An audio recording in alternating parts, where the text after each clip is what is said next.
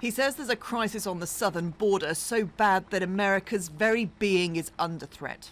And so President Trump today declared a national emergency. An emergency which many believe is manufactured entirely in the president's head for political gain. So we're going to be signing today and registering national emergency. And it's a great thing to do.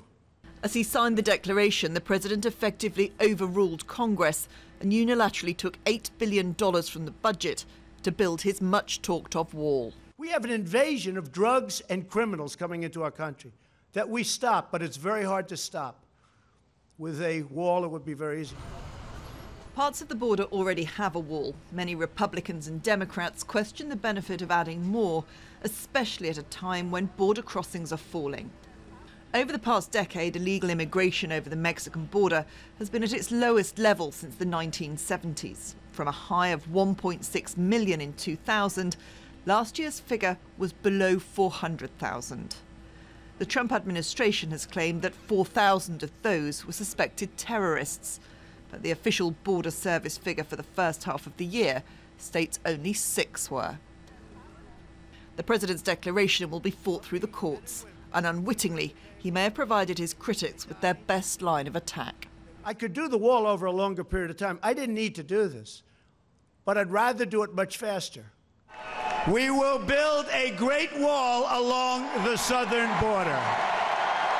The wall and border control was at the heart of Donald Trump's presidential campaign. Do we love the wall? Yet for all the fervour, he struggled to implement much of what he promised. And it's certainly not Mexico paying for it. Many believe today's move is to appease his base with an eye on the 2020 election. Those who hope to challenge his position then are challenging his policy now.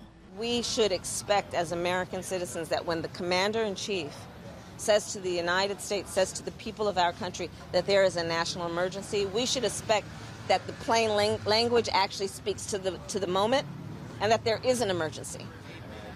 But this is an emergency of this president's own creation for political purposes, and it's irresponsible, the height of irresponsibility.